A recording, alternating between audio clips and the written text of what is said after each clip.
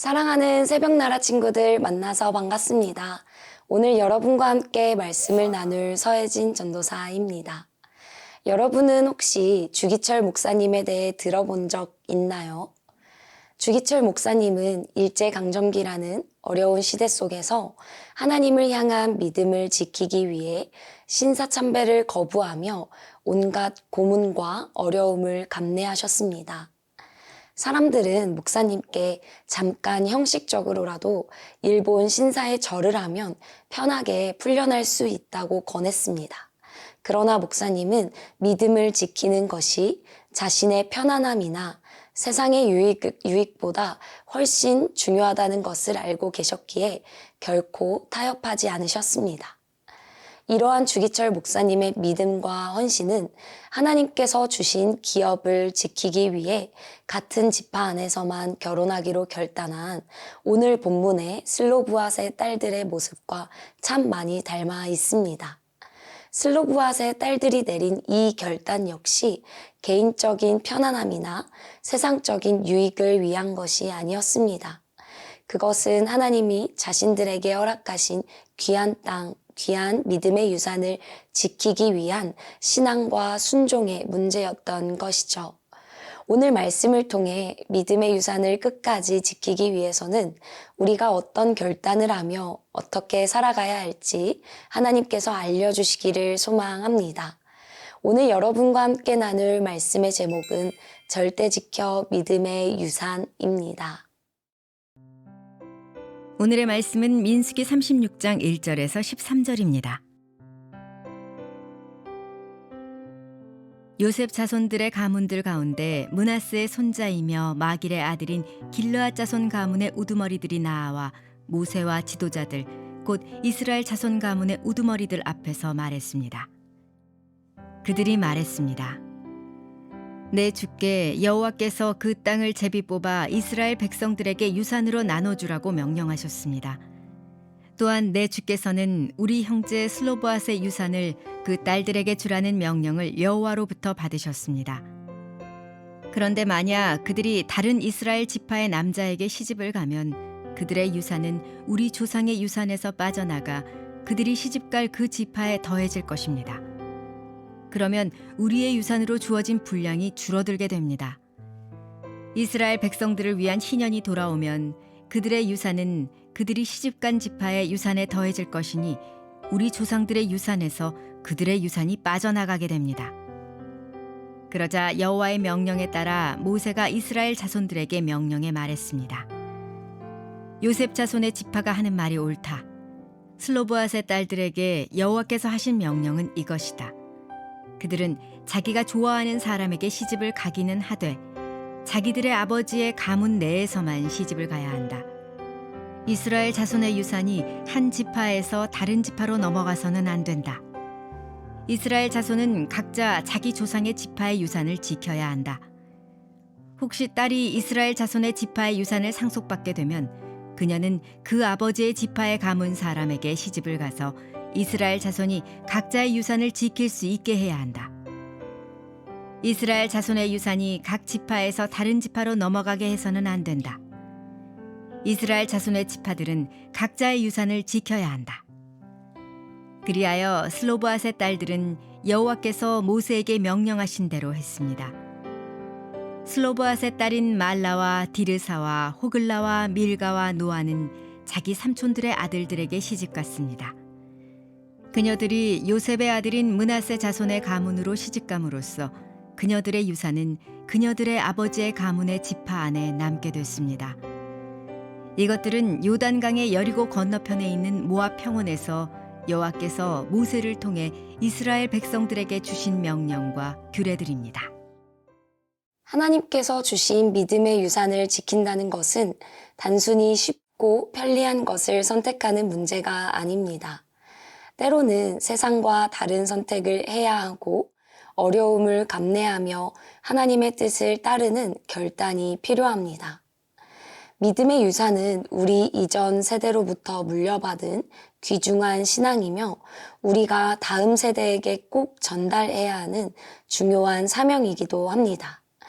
오늘 우리가 함께 읽은 민수기 36장은 민수기의 마지막 장인데요.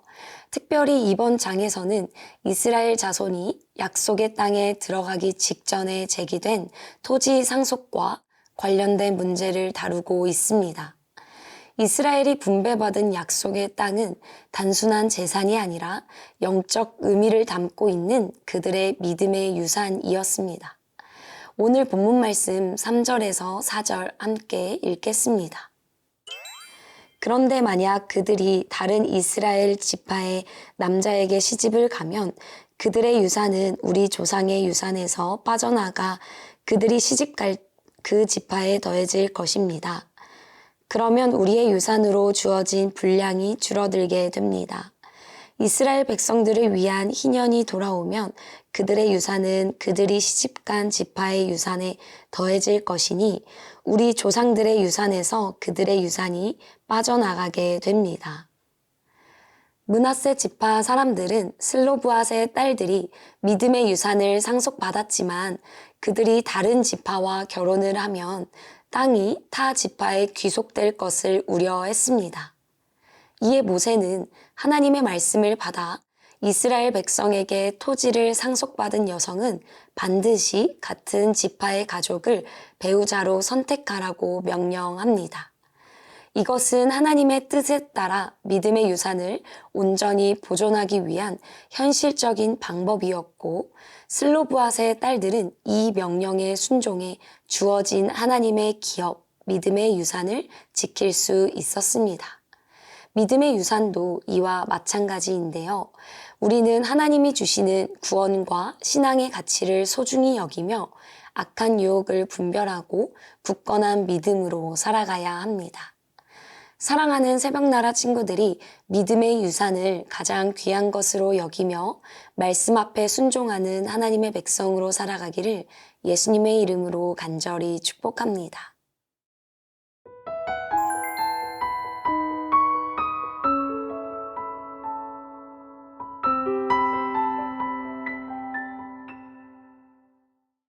본문 말씀 10절에서 12절까지 함께 보기 원합니다. 그리하여 슬로브앗의 딸들은 여호와께서 모세에게 명령하신 대로 했습니다. 슬로브앗의 딸인 말라와 디르사와 호글라와 밀가와 노아는 자기 삼촌들의 아들들에게 시집갔습니다. 그녀들이 요셉의 아들인 므낫세 자손의 가문으로 시집감으로써 그녀들의 유산은 그녀들의 아버지 가문의 지파 안에 남게 됐습니다. 결혼은 삶에 중대한 영향을 미치는 결정이죠. 그럼에도 불구하고 많은 사람들은 잘못된 동기와 욕심으로 배우자를 선택합니다.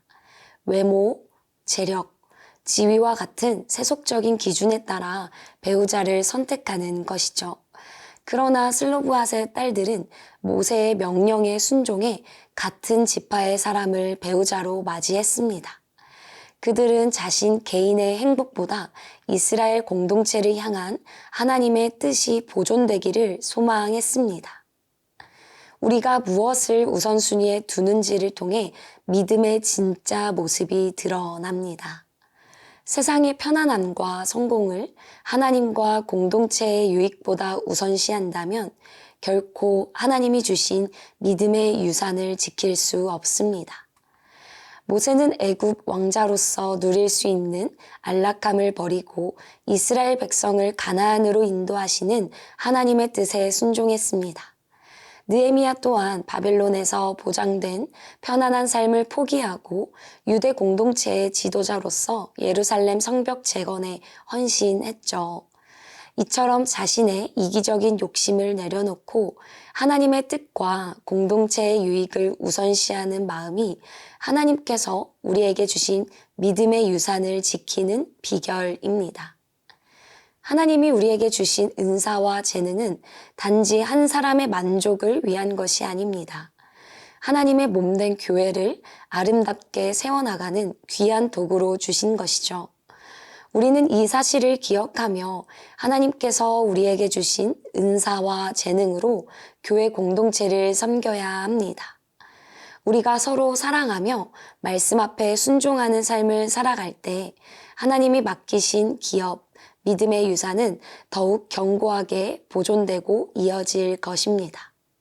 사랑하는 새벽나라 친구들을 통하여 먼 훗날에 태어날 다음 세대까지 예수 그리스도의 복음이 전파되기를 간절히 소망합니다. 살아계신 하나님을 찬양합니다. 우리에게 하나님을 아는 지식과 믿음을 주심에 감사합니다. 세상 앞에서 믿음으로 넉넉히 승리하며 살아갈 수 있도록 날마다 우리와 함께 해주세요. 많은 이들을 주님께 돌아오게 하는 복음의 통로로 사용되기를 기도하며 예수님의 이름으로 기도합니다. 아멘.